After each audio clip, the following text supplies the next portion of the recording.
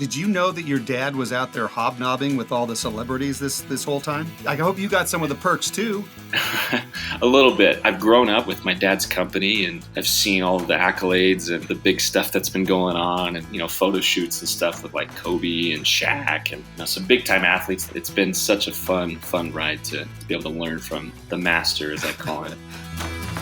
Welcome to the Art of Custom from Hibbs Homes. Sponsored by Pella Window and Doors and Ferguson Bath Kitchen and Lighting Gallery. Welcome to Season 5 of The Art of Custom. In this first episode, we are talking sports. Dale and Scott Hendrickson from TD Sports West join us to discuss custom sport courts. We talk about everything from residential basketball and pickleball courts to building sport courts for Hollywood movie sets. Enjoy!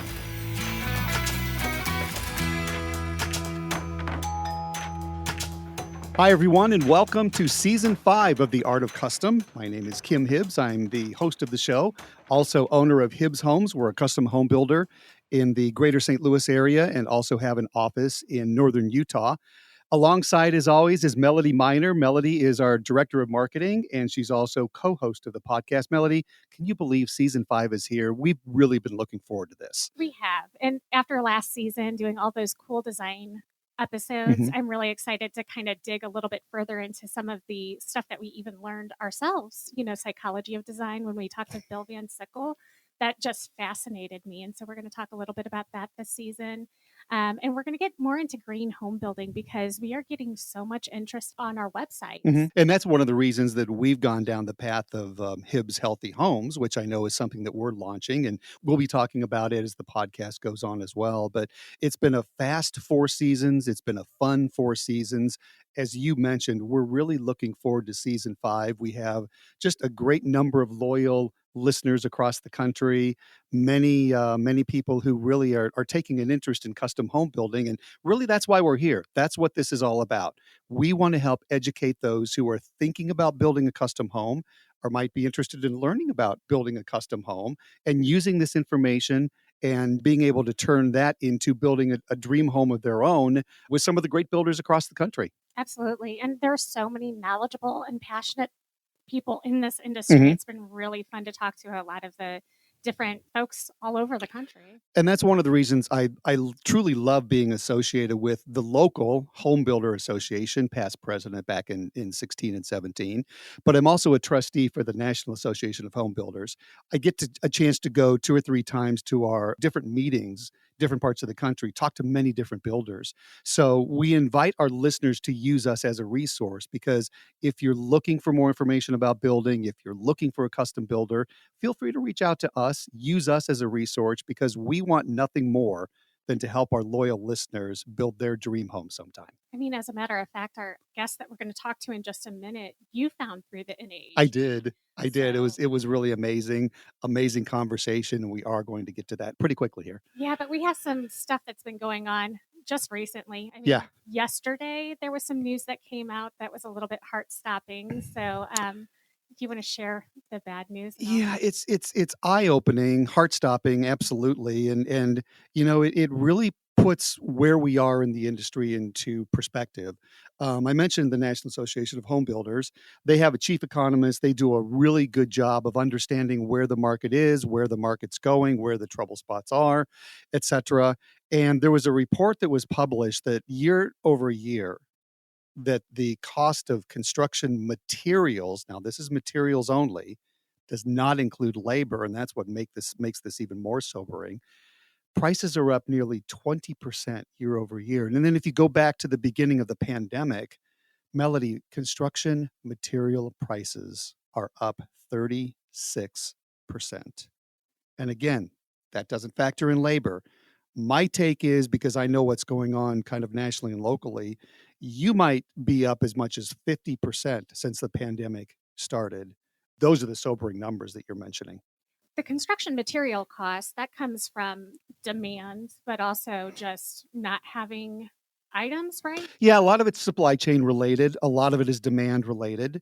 It's kind of a combination of both. It's that perfect storm that I think everyone speaks of.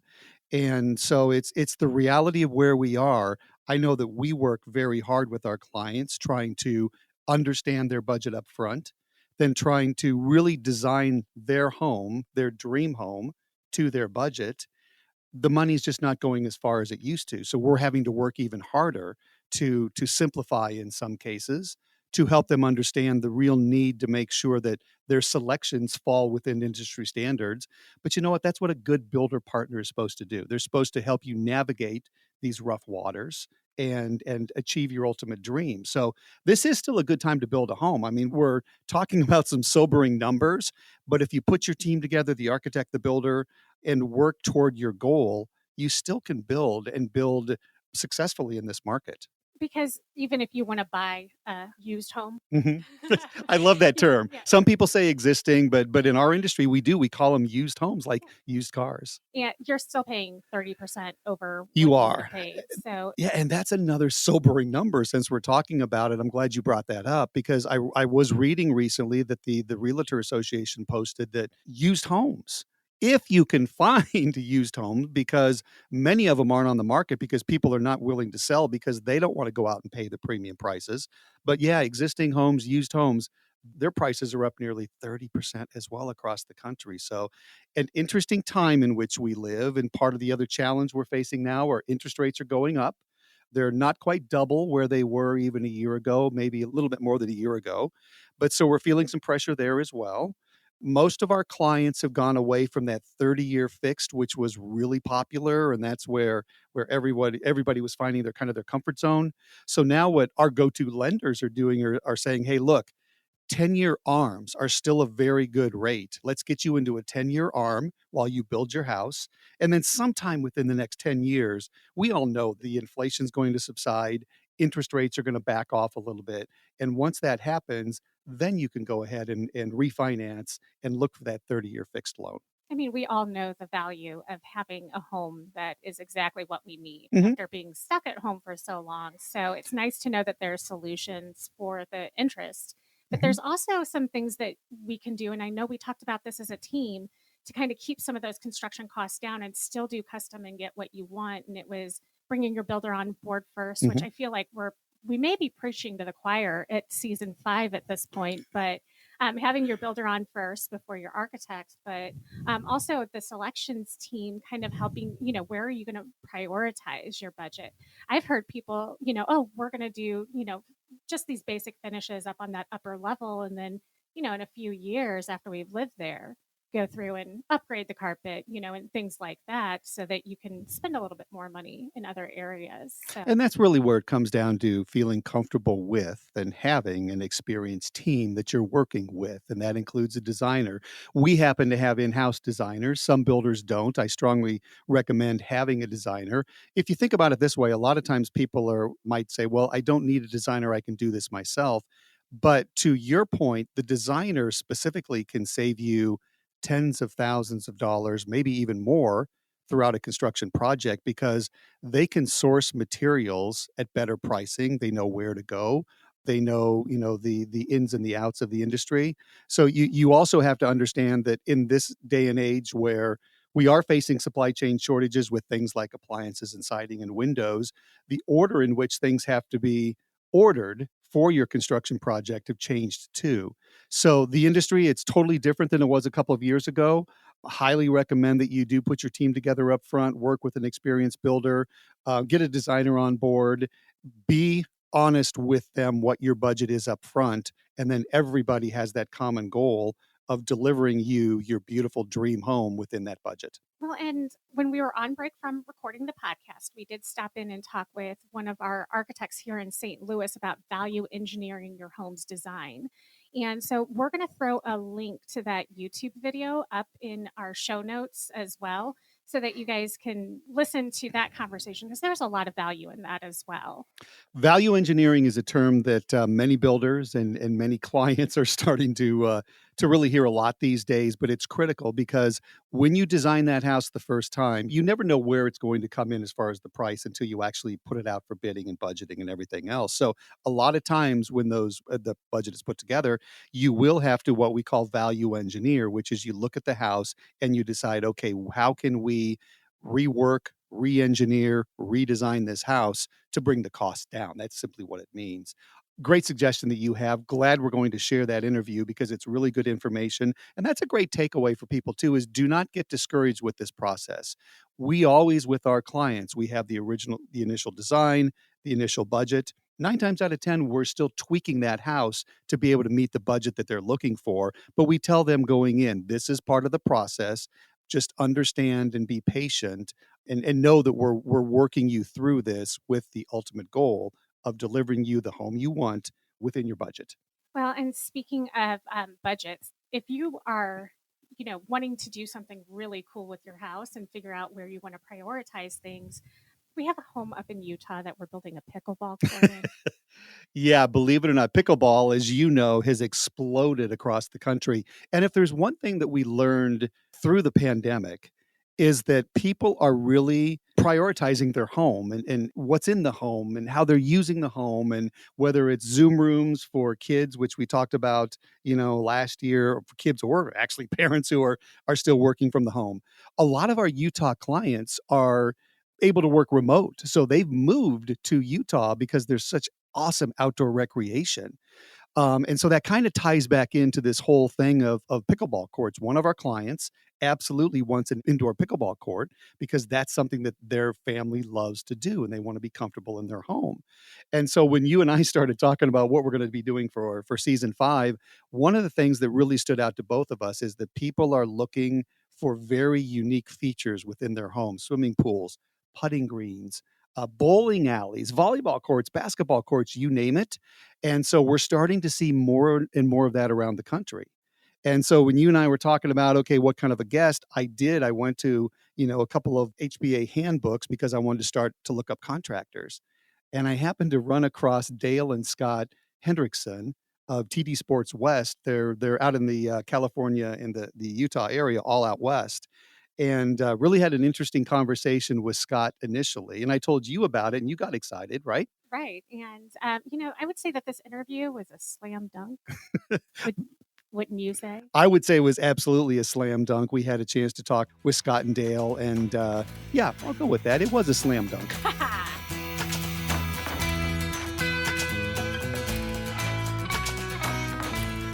Dale and Scott, it is a pleasure to have you join us. And there's a lot of questions we have for you guys, but let's start at the beginning. And Dale, I understand you actually started TD Sports West, not to label how old you might be, but several decades ago. Well, decades is a good number. So tell us when you started and why you started, and kind of what the market was like back then. In 1987, so it's been 35 years, I was a newlywed and ran into the sport court company in Salt Lake City, Utah. And my wife is an attorney and had a job offer in Washington, D.C. And I had been familiar with the sport court company before and their products. It was basically the concept of a backyard multi-purpose court that's about a third to a fourth the size of a tennis court, yet you can play a dozen different sports and games on it. And I knew about it, and I said, hey, I was in real estate development at the time. I had a construction background. I said, I love your product. Do you have anything going on in the Washington, D.C. area? And they had not. And I was the first, what they call sport court distributor east of the Mississippi River at the time. It's a company started in 1974 in Seattle, and they moved to Salt Lake City in 1979, where they started their production manufacturing plant there. And it was a great experience. Never lived on the East Coast. I grew up in California. And probably in life, you want to pursue your passions. And my passion was sports. I grew up playing every sport, and I played a little bit of college baseball. And my degree was in construction engineering. So essentially, this business, it was a marriage of my two passions of sports and construction. And it's been a great ride. But I was very active in all sports, the five bigs, right? Which back in the 60s and 70s would be football, basketball, baseball, tennis, and golf. And fortunately, at the age of 65, I can still play a little bit of basketball, but a lot of tennis and golf. I ended up excelling in baseball and basketball in high school, was recruited a lot for basketball out of high school, but I saw I had more of a future in baseball. So I played a little bit of 3 years of college ball and ended up at Brigham Young University. And you said that you've been playing sports for quite a while, and you've been doing this for quite a while as well. So the evolution of different sports and popularity is probably something that you're pretty familiar with. Yes, of course. We kind of follow the U.S. sporting goods manufacturing data, which shows, what they call player participants, which means if you play a particular sport 1 hour in one given year, you are a player participant. And the number one sport in America is going to be hard to believe, but it's actually bowling, because everybody bowls for an hour, right? A year. Yeah. But I think right up there is basketball has always been popular. Tennis peaked in 1990 with about 32 million recreational players, and then it kind of went in the early 2000s. It dropped to about 12 or 13 million. It's peaked up a little bit and got a little COVID bump. So there's about 20 million active tennis players now, 55 million active basketball players, and then all the other sports, baseball, football, volleyball, all of those are in the 15 to 25 million recreational players in the United States. But the sport that's going crazy right now is pickleball. I had that on our list to talk about. I can't believe how quickly that sport has grown, and I have to believe it's greatly affected your business. It has. A little background. Pickleball started in 1965 in Bainbridge Island, Washington, and 9 years later, Sport Court started in Seattle, just inland from that. So the two actually got together where we were the Sport Court company, but we were doing all the promotions and trying to help develop their sport. When the company moved to Salt Lake City in '79, pickleball wanted to be attached to us, and so they wanted some money for every court we built, and that kind of made the owner of Sport Court go sideways. But the popularity of pickleball it's a tenfold increase just in the last 10 years.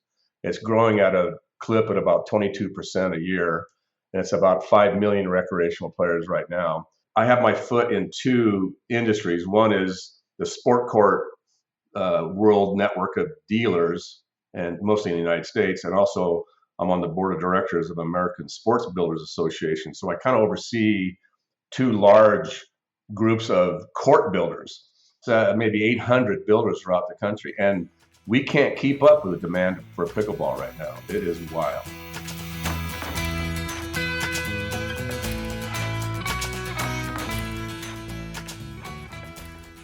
This podcast is sponsored by Pella Windows and Doors. Pella is the industry leader in innovation and style.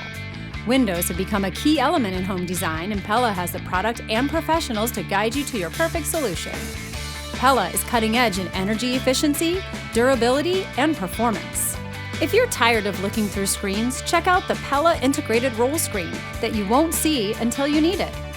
Pella offers the broadest selection of premium products to meet any budget and any design inspiration. Allow Pella to show you what they can do to improve the style and comfort of your home. With Pella's limited lifetime warranty, you won't have to worry about windows and doors again. Call 314-714-0100 to make an appointment or visit our showroom in Chesterfield Valley.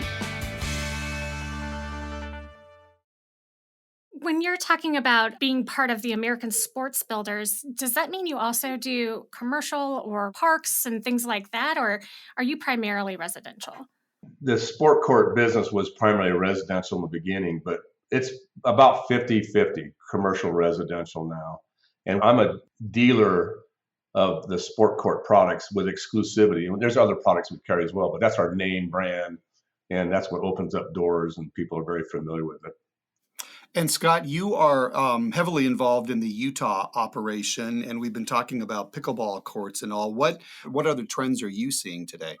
I think everything right now, especially in the residential realm, is focused on the combination court, the combo court, we like to call it, which is pickleball and basketball.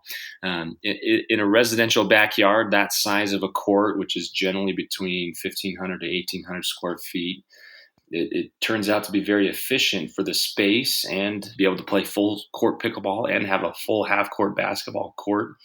To put both of those sports into one, to be relatively concise with the space and the use, which I think is really, really taken off. I think that's the biggest demand that we have right now is everyone's asking for pickleball basketball, especially in Utah. I mean, I'm assuming it's other parts of the country as well, but that's a majority of the requests that we get. I'm a little bit of a gossip hound sometimes. Do you guys ever work with celebrities or professional sports players to install Oh, courts at boy. their house? Bill could go on and on about that one. I go on and on about that. Name your favorite sports celebrity or movie star. We've probably built one. What's interesting is, a lot of them like to have handlers, but it's interesting that some of them are pretty fun. I mean, we've built courts for Tom Cruise, Sylvester Stallone, Justin Timberlake, Ben Affleck. And I'm not real too enamored with, the Hollywood types, but the athletics. My childhood hero growing up was a guy named Rick Barry, who was the guy who shot the underhand free throw for the Warriors. And I built a court for him, and now we're email buddies. It's so funny how, he was my hero growing up, and now we have a relationship. But we've done some really fun things that you've probably seen. Most recently, we built the court for LeBron James' home in the movie Space Jam 2. And I actually kept the basketball hoops, and they're now in my house. And you might be familiar with Dodgeball, the movie that came out a few years ago. We built that court. We did Escape from LA, starring Kurt Russell, where at the end of the movie, there's a basketball court at the LA Coliseum that we built, and they blew it up and set it on fire. That was pretty cool. And we've done several reality TV shows, but it's been pretty fun, especially having an office in Southern California, which is a destination place that people like to live. As Scott mentioned, the size of courts, being in Southern California for so many years, we were seeing that the court sizes were changing because the backyards were getting so much smaller. It was more trending now towards just a basketball half court as opposed to a multi-purpose court that could be up to 2,000, 2,400 square feet. We're seeing an average backyard being 800 square feet now for a basketball court. Well, and that makes me wonder. We talked about celebrities, and everybody knows they, can do these really cool sport courts. But with the pandemic, I would assume that more of us average Joes, pulling on that dodgeball reference there, have added sport courts to their home design as well. And are those significantly different? Well, within the world of designing a home, I think it's become part of the trend in designing these custom homes to include amenities that people want, whether that be gyms or home gyms, indoor, outdoor basketball. It's really part of custom home building now is to have that part of the home. Scott, I have a very important question. Did you know that your dad was out there hobnobbing with all the celebrities this whole time? Well, yeah, I did. Yeah. I hope you I hope you got some of the perks too. A little bit. Yeah. I mean, it's a big world out there in Southern California, and that's where I grew up. I actually came to school out in Utah as well, and then actually got married and stuck around here, and kind of fell into the business about 4 years ago. So I've grown up with my dad's company, and I've seen all of the accolades and, the big stuff that's been going on. And when he's met celebrities and, photo shoots and stuff with like Kobe and Shaq and, some big time athletes that I used to follow, especially being a Lakers fan growing up. It's been really fun to just kind of watch and see the evolution. It's a little different of a market, obviously, up here in Utah. It's been such a fun ride to be able to learn from the master, as I call it. And Scott, we've been talking about outdoor sport courts and activities, but I know an architect that we work with quite often out in the northern Utah area who's been incorporating indoor courts, basketball and volleyball and you name it. What percentage of the work that you guys are doing is related to indoor courts? And what do we need to know about it as custom home builders as far as, getting our clients involved with that? That's a great question. I'd say probably our indoor business is probably close to about 20%. Majority of it is still outdoors just because, especially in Utah, there's just a lot more land and the bigger the lots. And so people just generally want to put them outdoors. But that being said, here in Utah, we also do have that weather that comes around every once in a while, unlike in California, where it is more desirable to have some stuff indoors. And as far as a builder, what would be good to know is really it's just planning on the right space. because we've seen quite a few indoor gyms that either don't have the right ceiling height, or don't have the right space to be able to fit the sports that their clients are wanting. So I think just the biggest thing going into it is just having an understanding as an architect or as a designer, as a home builder, of what your client wants to play, what sport do they want to play, and what space do you need to incorporate with that. Because if it's basketball, you need a higher ceiling height, right? You can't be shooting your 3-point shots and hit the ceiling. With pickleball, you have to have a certain amount of space as well as beyond the service line. And that can be pretty big, especially indoors inside of a home, if it's in a basement usually. Truly getting the architect or designer involved early with the clients and getting you all involved early with the process is something that's going to be critical in making this a successful part of the project. That is correct. We see a lot of designs where obviously they were pulling information off of old periodicals and not really seeing what kind of setbacks and requirements. And I've said this over the years, even for on the outdoor courts, I've never had a customer complain about building a court too big, only too small. And so I think in the beginning, especially with designers and builders, it's just to set expectations. Most of the home gyms we're seeing going in Utah and Idaho are under the garage. And so usually the footprint of the garage is the footprint of the gym. I haven't seen too many issues regarding ceiling height, but definitely the size. People always want to play pickleball. In the home gyms, we don't really build the structure. We come in and we'll do, the hoop systems and the adjustable net systems and the surface, but we're not involved in the lights or the construction or the design of the size. So we basically try to make it work and make it fit based upon what we've given. But you're right. It would be nice to, be in the front end working with the architect and the homeowner in the beginning. So I can picture what a basketball/pickleball court would look like. And I can imagine, somebody building a bowling alley. But, what other sports do you really see being built out? About 25 years ago, we started building synthetic putting greens. And we've probably built about 1,000 of those. And other things we're seeing a lot is custom batting cages. We just finished a basement portable lacrosse cage. That ceiling didn't have to be quite as high, but if it's sports, we kind of shy away from pools, rock climbing, and zip lines, primarily from a liability standpoint. But we've done almost anything else for any other sport that they want to play or practice at home. I'd say, Melody, along those lines, another one of the big ones is, obviously pickleball, basketball are huge right now, but volleyball sometimes comes still into play. I think, especially in Utah, there's a really big women's volleyball pull, and still all over the country as well, especially with women's volleyball. There's quite a few sports that Sport Court used to focus on, like badminton and pop tennis and paddle tennis and stuff like that just we don't see quite as much anymore, or interest. I don't know if I would say it's dying or not, but it's definitely not on people's radar quite as much anymore. So this has been a fun conversation, great information, but I've got to bring us back to reality here because that's my job as a custom home builder. I'm usually the keeper of the budget, and the client looks to me when we start talking about a lot of these fun things that can be built into their homes. Give me, guys, just a price range. If somebody's looking to do kind of a combo, let's say pickleball, basketball, or even a basketball tennis, what type of a budget range should one plan on if they're going to do something fun like this?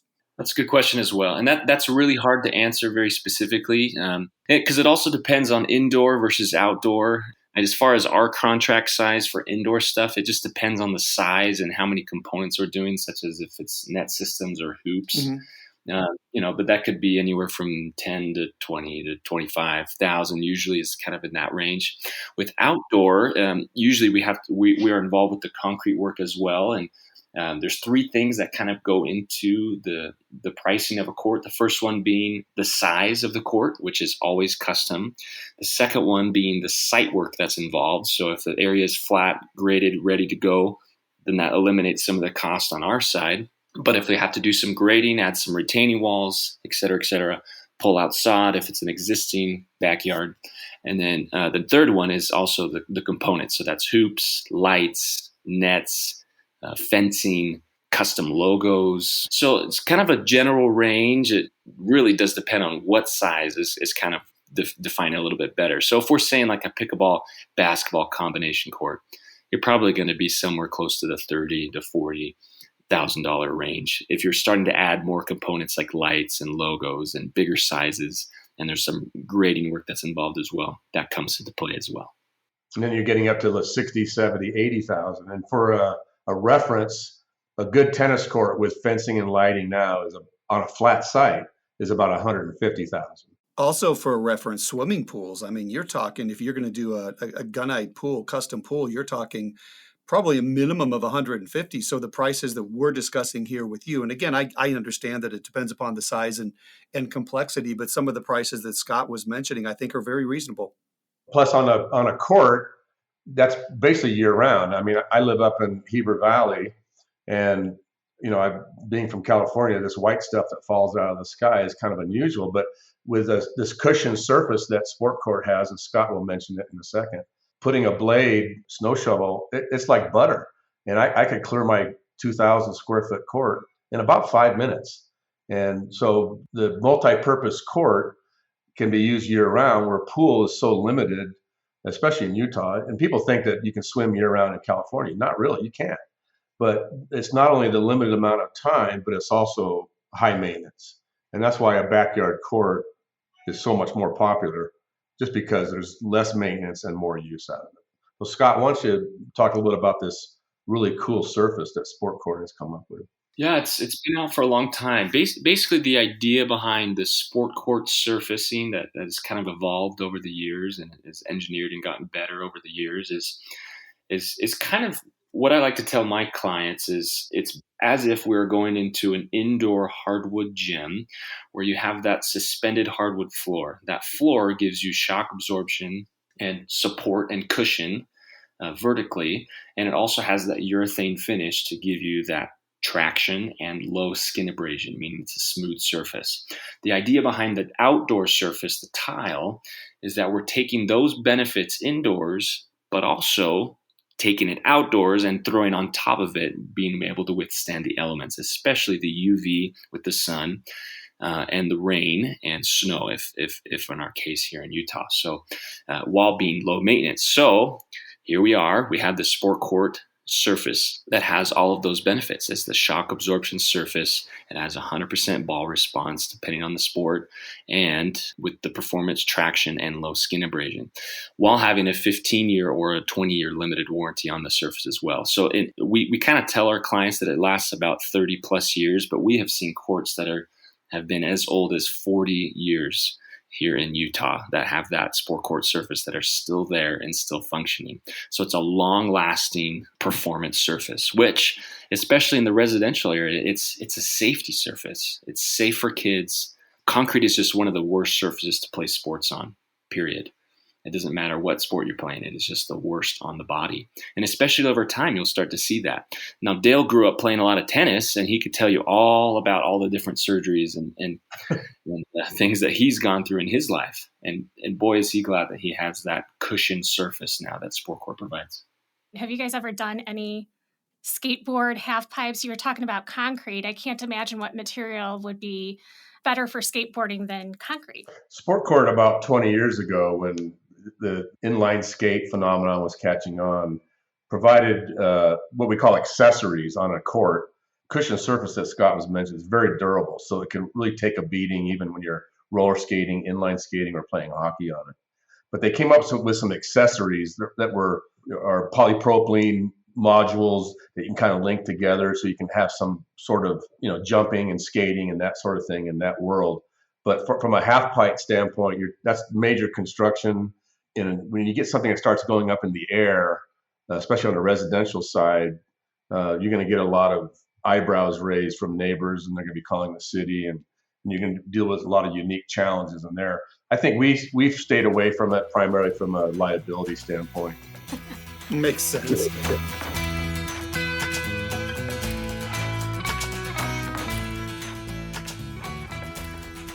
Now more than ever, it's important for you and your family to enjoy the spaces you're in most often. Count on the experts at Ferguson Bath, Kitchen, and Lighting Gallery to help you make the most of home and create a space you'll love to live in together. Shop online or schedule a personalized consultation to discover stunning products from the comfort of your own home.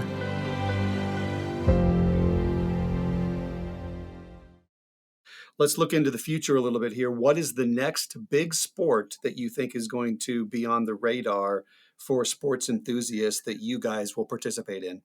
It's interesting you say it. I mentioned earlier I was on this board, American Sports Builder Association, and I had the great honor with three others on the board to actually write and produce the official pickleball construction manual, which came out about a year and a half ago. And we're actually working on another manual now called Sports and Recreation. It's going to be about 350 pages, and it's going to include all sports that are popular in America.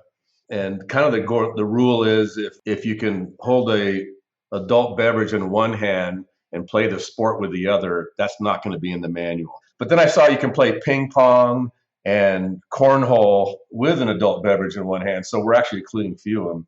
But one of the sports that's going to be in there is anything that's a fad that's attached to media. And right now we're going to put Quidditch in that manual as well. And Quidditch, if you've ever seen it, a lot of colleges are doing these clubs where it's kind of like a combination of soccer and riding a witch's broom, which is pretty funny. But as far as trending of new sports, I think you're going to see a solidification of most of the sports that we're involved in. Like, we're not going to do much baseball, football, and soccer just because there's so much space is needed. But I think you're going to see, especially in America, a sport called futsal.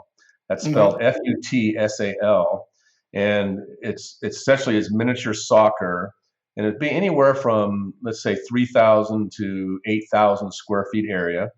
And we've done a lot of futsal facilities in Southern California because of the large Hispanic and soccer popularity there.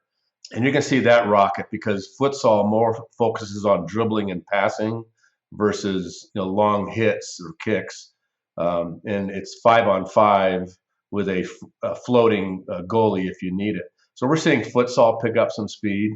Another sport that's started in Europe, primarily in Spain, is a sport called padel, Padel. And we just signed a 5-state exclusive contract to be the official padel representatives and builders. And essentially it's a court that's a little bigger than our standard backyard multi-purpose court, but it's got glass walls on the ends and tight walls of wire mesh on the sides. It's a combination between pop tennis, which used to be called paddle tennis, and racquetball. So you can play off the wall. So I would recommend anybody listening to this podcast, go on to YouTube and look up Padel Championships. And it is a wild, fun sport. I played it for the first time in Florida a few months ago. And it was a lot more like tennis than I anticipated, and it was stinking fun. But there are more padel courts in Spain and Sweden than there are tennis courts now. So we're going to see a boom of that in America. Very interesting. But I will say this, Dale, when you brought up Quidditch, Melody's eyes and the expression on her face lit up like it was Christmas. It was unbelievable. So apparently, Melody, you're in favor of Quidditch? I mean, anyone who has read the Harry Potter books for 20 years plus, we've even done the Sorting Hats. We're big Harry Potter fans. Oh, that's terrific. I'm a Hufflepuff. There you go, Hufflepuff. Yes. I'm a Griffin. Well, I'm going to put you on my list for a signed copy of this new manual when it comes out. It'll be out in about a year. Just for you. I am down for that. So, we have listeners all over the country who are at different phases in their construction journey. Some people that write in and listen to us are actually doing renovations on their homes. And so it sounds like a lot of this stuff, when you're talking indoor, has to be really before you start building. And if you're doing something that's in your home that's already been built, you primarily have to do that outside. Am I right in thinking that, or did I miss something? Yeah, if you're on a smaller lot, it's a half acre or less, a home gym or an indoor facility is going to have to be pre-planned before the home's constructed. So, Dale, I'm going to give you a chance here to tell our listeners a little bit more about your company. What parts of the country do you serve, and what are the best ways for everybody to get in touch with you guys? My main office is in Southern California, and that office handles all of Southern California and Las Vegas. And then we have an office in Salt Lake City, which handles Idaho, Utah, Northern Nevada, and Western Wyoming. And my company is called TD Sports West. We're actually rebranding. We're going to be called Sports West Construction. So you can look up sportcourt.com, sportcourtwest.com, sportcourtsouthern.california.com, tdsportswest.com, or now sportswestconstruction.com. And they all come back to a main website. But if there's anybody else across the country that's not in those areas, we have access to an extreme network of about 220 sport court network partners throughout the country, and also through my ASBA, American Sports Builder Association relationships. We can find a builder in East Cupcake, Nebraska if we need. I can tell you that we have a lot of listeners in the Southern California and obviously the Utah market. So hopefully they've enjoyed this conversation. Hopefully they've learned a lot and laughed a little bit. Dale and Scott, you guys have been absolutely terrific. We can't thank you enough for joining us. And it's truly been a pleasure. And we look forward to doing some connecting and doing some work in person with you guys. Thanks, Kim. Great experience. Thank you so much for the opportunity. It's been really fun. Appreciate it.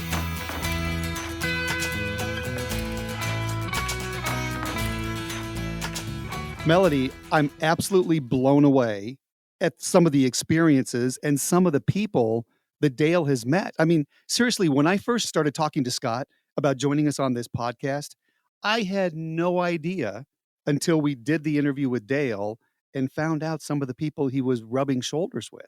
I know. And some of the things that he's even done within the industry. Mm-hmm. He's an industry leader. Right. You know, the pickleball manual for the courts. And we're, of course, going to bring up Quidditch because I can't let that one go. No, you can't. I wish everybody could have seen the smile on your face when he mentioned Quidditch. It was priceless. And I knew he had really hooked you at that point. Yeah. All those Harry Potter fans out there know, you know, what I'm feeling. And I'm probably going to call him and ask for that signed manual. It truly is amazing, though, where that part of the industry is going. And what I liked about it, too, is he said that they would act as a resource. So anybody across the country who might be listening to the podcast, who might be interested in doing something unique with their own space, you know, reach out to Dale, reach out to Scott. They're happy to help you and put you in touch with someone locally who can help with your project. And of course, we're going to link to them from our show notes, and also link to sportcourt.com because you can go in there and you can input, you know, your favorite sports, the dimensions of your yard, and find out what you could actually do with your space if you're looking to add something to a pre-existing home that's not completely impossible. Good information there. So we are off and running on season 5. Very excited about that. Episode 2 is coming up next, and we're going to continue the conversation, obviously, about building your dream home and some of the important things that go into it. We're known as a high-performance builder, so we are going to spend a little bit of time talking about sustainability. We're also going to be talking about healthy housing.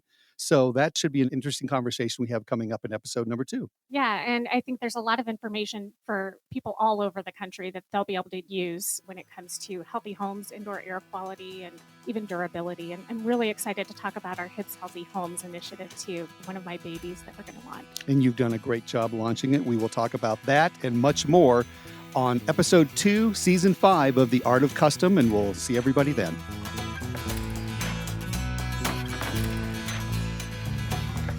For more information, visit www.artofcustompodcast.com or find us on Facebook as The Art of Custom and on Twitter at Art of Custom Pod. Be sure to subscribe on iTunes, Stitcher, or wherever you get your podcasts to get the latest episodes, and please rate and review to help us grow. The Art of Custom is produced by Hugmonster Sound with original music by Adam Frick Verdine. Thanks for listening.